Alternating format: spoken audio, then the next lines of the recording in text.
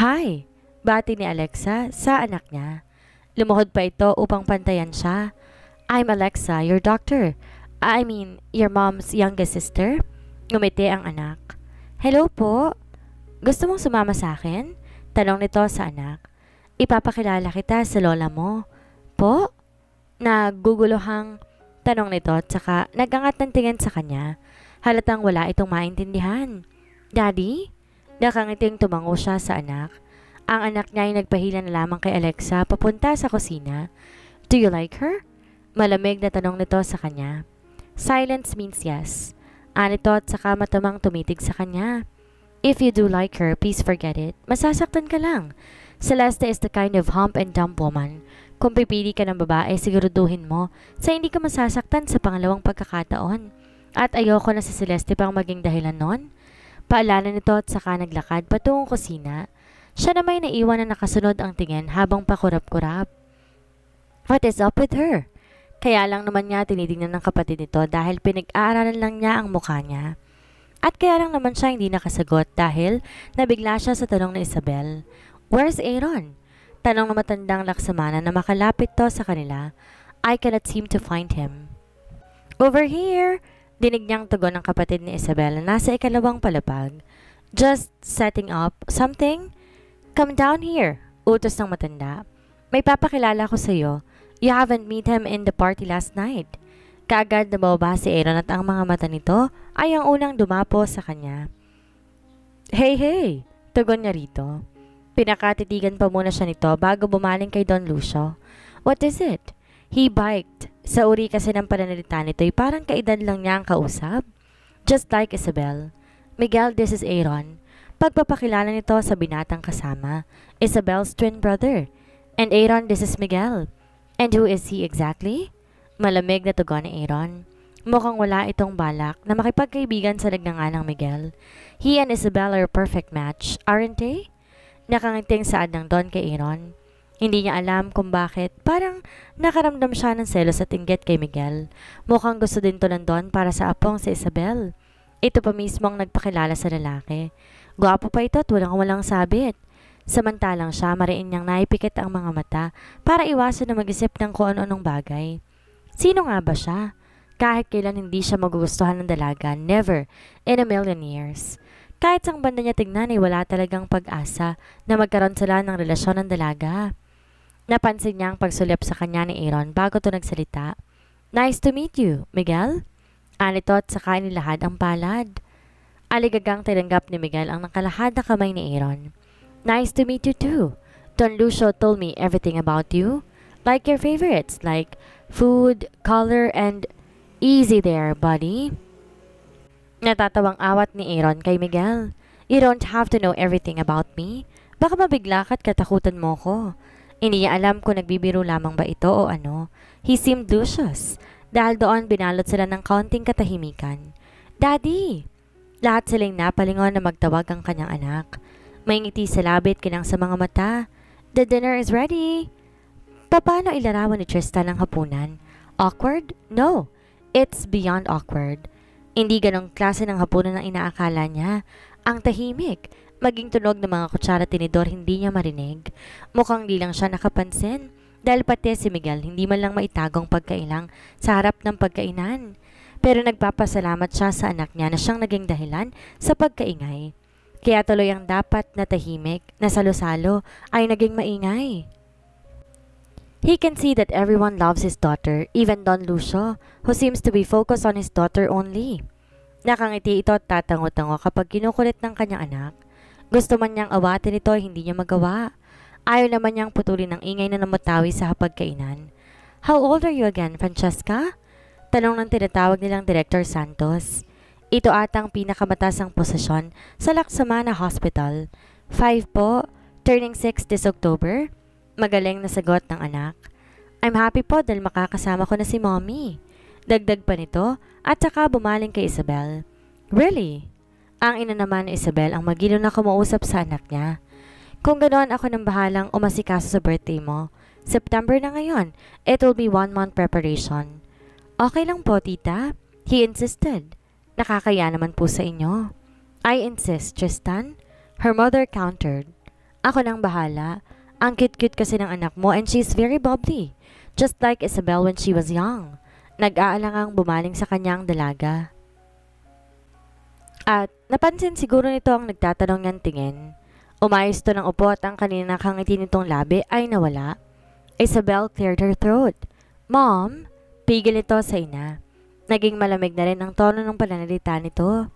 That was a long time ago. And we want the old Isabel back. Lolo naman ito ang nagsalita. Matiim tong nakatingin kay Isabel. We miss the old you, Isabel. And the old me will never come back. Malamig nitong saad. Makontento na lang kayo sa kung ano ako ngayon. Muling bumalik ang nakakailang nakatahimikan. Francesca? Muling sambit ng ina ng dalaga para siguro putulin ang katahimikan. Do you study? No po. Inosenteng tanong ng anak niya. Ayaw po kasi ni Daddy dahil may sakit po ako.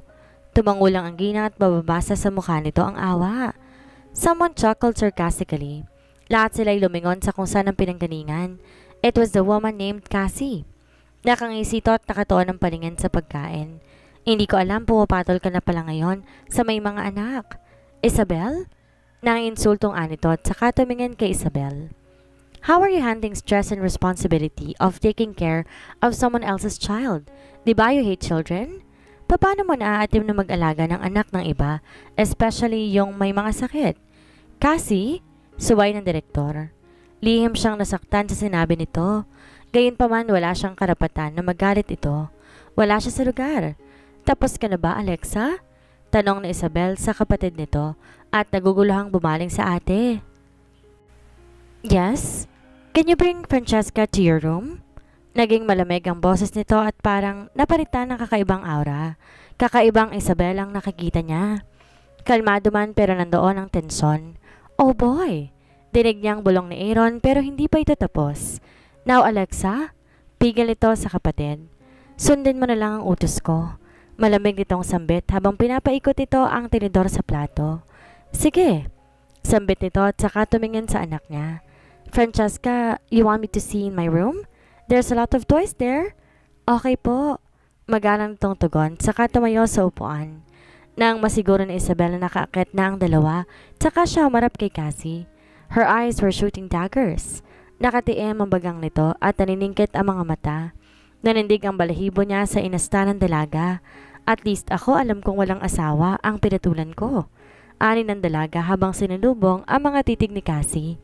Ikaw, sa pamilyadong tao pa? Otomatiko niyang hinawakan ang kamay ng dalaga na ngayon ay nakakuyom na. Sa sobrang higpit ng pagkakakuyom at tiyak na makakabasag ito ng itlog doon. Halatang nagpipigil to ng galit. Anong ibig niyong sabihin, Cassie? Galit na tanong ng direktor. Are you... No. Depensa nito. I would never do that. Pero mababasa sa mukha nito ang pangamba at takot. You dare to flirt with my mother and yet you're having a secret affair with Dr. Yap? Isabel, enough. Ang ina mo naman ng dalaga ang sumuway, pero mukhang dito nakinig sa ina. Kung makapagsalita ka, parang ang linis-linis mo. Pagpapatuloy nito. Para napaka-perpekto mong tao, mas madumi ka pa sa akin eh. Ang alam ko lang wala akong tinatago, ikaw. Nakatago na nga pero umaalingasaw pa. Ngayon naiintindihan ko na kung bakit may mga lalaki nangangaliwa dahil may babaeng katulad mo na alam na ngang may asawa, inaakit pa. Enough, Isabel. What? Hindi na nito napigilan na magtaas ng boses. Ako na naman ang kagagalitan ninyo dahil lang siya pinatulan ko si Cassie. Ako na naman ang mali. Ang nagsimula ng away at ako na naman ang lalabas na masama. Tone your voice down, Isabel. Awat muli ng ina nito sa dalaga. Nasa harap tayo ng kapagkainan. Konting respeto naman. No! Sambit nito at saka kinuha ang kamay na nakahawak sa kanya. Ang tingin nito ay nakikasi pa rin at nanlilisik. Lahat ng mga nararo ay walang magawa sa pagpapataas ng boses nito. Walang sino man ang sinubukang magtaas ng boses dito. Mukhang walang kayang bawagay ng tensyon na namuo. Kahit si Cassie mababasa na rito ang takot. Ito ba ang tunay na Isabel? Is this who really she is? Kung ito man ay sobra itong nakakatakot. Nakita niya na kung paano magalit ito. Pero iba ngayon. Ibang-iba sa mga nakita niya doon dito. You can insult me whenever you want. She hissed. Pero wag kang mandadamay na ibang tao. lalong-lalo na sa sariling pamamahay ko. Sigaw nito. Alamin mo kung saan ka lulugar, lalo na sa pamamahay na to. Always remember where to put that attitude of yours. Lahat sila'y napaigtad nang bigla itong tumayo, kasabay ng paghampas nito sa mesa. Tatalikod sana ito pero muling humarap kay Cassie. And for the record, Francesca is not burden for me. Francesca is a responsibility, yes. Pero kahit kailan hindi siya naging pabigat sa akin. Dagdag nito at saka nagmamartsang umalis sa dining area. Muli, isang katahimikan na naman ang umutawi, pero hindi yun tumagal dahil nagsalita na naman si Celeste. Isabel really do have a short temper. Wika nito na sa kanya nakatingin. Kapag galit siya, hindi niya na alam kung ano ang mga sinasabi niya. Siya yung tipo ng babae na hindi tinatago ang ugali. But the thing about Isabel is when she is mad, she don't lie. Dagdag nito at saka mahinang napatawa. I'm sorry. Half of it was all my fault. Ako kasi ang nakakita kay Cassie at doon sa doktor. Sinabi ko kay Isabel, alam ko naman kasi na hindi siya chismosa. But I think I was wrong. Anito at saka biglang sumeryoso. Naging katulad din to ng kay Isabel. So, technically, it's all your fault. You triggered her, she said then sighed. I guess nagkamali ako nang pumayag akong ikasal sa ama mo, ang ina ko. Though I'm just pretending. I don't really like you as the extension of my family. Have a good night. Umirap to at saka tumayo, nilisan ng hapagkainan. I'm sorry. Paghingi ng paumanhin ng direktor, saka tumayo na rin. Tumayo ka na. Cassie, at uuwi na tayo. Mariin itong utos saka dumukwang para gawaran ng halik sa pisngi ang ginang. I will see you tomorrow. Tumangulang ang ginang saka tumayo. Ihahatid ko na kayo. Naiwan siya kasama nila Aaron, Miguel at Don Lucio sa mesa. That was unexpected. Sambit ng matandang laksamana. I am sorry Miguel and for you too Tristan. Alam kong sa lahat ikaw ang higit na naapektuhan. Ang anak mo na pag-uusapan. Why didn't you butt in? Bigla ang tanong ni Aaron sa matanda. Alam mong higit sa lahat, ikaw lang kayang umawat kay Isabel kapag galit siya. And it's all worth it. May pakahulugan itong sambit. Dahil hindi ako umawat, may napatunayan ako. Kaya masasabi kong tama lang na hindi ako nakisawsaw sa kanila. What do you mean? The old man chuckled. That's for me to know and for you to find out. Anito na sa kanya nakatingin. Ikaw ang susi sa nakakandadong puso ng apo ko? Oh? Naguguluhang tanong niya. Hindi siya nito sinagot. Nakangiti lang ito at matiim na nakatingin sa kanya. At higit sa lahat, ikaw lang kayang umawat kay Isabel kapag galit siya. Thank you. Basag ng binata sa katahimikang namutawi sa pagitan nilang dalawa sa loob ng sasakyan. For what? Maang-maangan niyang tanong. Kahit alam naman niya kung saan to nagpapasalamat. She defended from Cassie's harsh words. Though half of it are meant for her, hindi yun rumihistro sa kanya. Wala siyang pakialam kung araw-araw siyang inisin ni Cassie. Pero nang marinig niyang masakit na salita nito sa bata, di niya napigilan ng sarili. Para siyang bulkang sumabog sa galit kanina. Kundi lang dahil sa mesang pagitan nilang dalawa, nakapanakit siya ng wala sa oras. Kala pa naman niya, aawatin siya ng lolo niya, pero hindi. Parang nanonood lang to ng debate. Sa pagtatanggol sa amin kanina. Did I? Inosenteng tanong niya at saka muling bumaling sa daan. San banda? Sa pagkakaalam ko, sarili kong pinagtanggol ko, hindi ikaw. She lied. Narinig niya ang pag-ingos ng binata. Hindi pa pwedeng mag-welcome ka na lang? Nangunot ang noo niya at muling tinapunan ng tingin ng binata. You can ask me to respond to you, Tristan. I don't do such thing. He sighed. Ang hirap mong kilalanin, alam mo ba yon? Then don't. Malamig niyang sambit at tumingin sa binata ng malamig din. You don't have to know me because I don't want it to. Just let us be stranger from each other. Di ginagawa ng mga stranger ang ginagawa natin, Isabel. Inis na saad ng binata. First of all, we sleep in the same bed. With your daughter in the middle? Pigil niya sa binata. And you slept on the floor, not on the bed. Whatever. We slept in the same room. You met my parents, I met yours, and we had... Don't say it. Singhal niya rito, tsaka tinignan ng bata na mahimbing na natutulog. That was a mistake, Tristan. He chuckled sarcastically. Kung alam mo naman palang mali, bakit nagparaya ka? Bakit mo hinayaan na angkinin kita? And take note, you are a virgin. Ang mga kagaya mo hindi basta-basta binibigay ang pagkababae nila sa stranger. He said and quoted the word stranger. Hindi siya umimik. Ano ba talaga ang totoong ikaw? Kapag kuway tanong nito, Your mom said you used to be a happy-go-lucky, but it turns out into a person you are not. Pwede bang wag ka na magtanong? Buhay ko lang pinapasok mo. Kung anong pagkakakilala mo sa akin, yun lang yun. Ako na yun. Pasalamat ka pa nga dahil sa lahat, ikaw lang hinayaan kong kausapin ako ng ganito. Thank you. She was taken aback by that. Kumarap muna siya bago bumaling sa binata. Ano? Sabi mo dapat magpasalamat ako dahil kinakausap mo ako ng ganito. So I said thank you. She laughed. You're weird. Sambat niya at muling tinutok ang sarili sa pagmamaneho. I know. Sandaling katahimikan ang namutawi sa kanilang dalawa. Akala niya hindi na ito magsasalita pero hindi niya inaasahan ang biglang pagsasalita ng binata. When she left me with Francesca, panimula nito.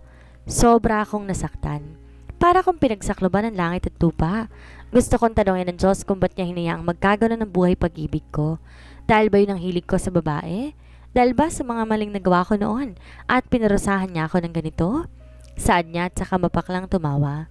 Bumaling siya rito pero hindi niya ito nakitaan ng lungkot. Ang sakit-sakit. Akala ko sa loob ng 9 na buwan na pagdadalang tao niya, matututunan niya akong mahalin, na hindi na magiging birong lahat, na akong pipiliin niya imbes na yung tunay niyang kasintahan. Umasa ako pero mali na naman ako.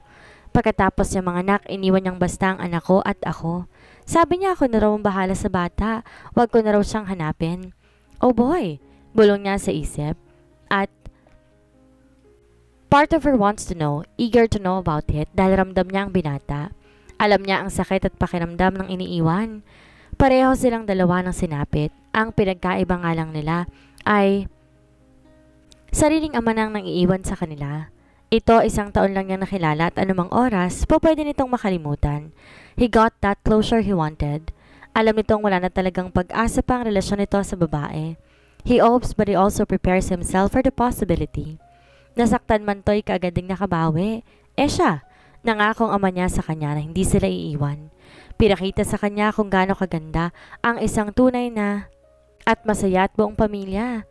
Pinaniwala na salitang binibitawan nito sa kanila pero sa huli, iiwan din pala't ang tayong salita lang na maririnig ay ang salitang I'm sorry.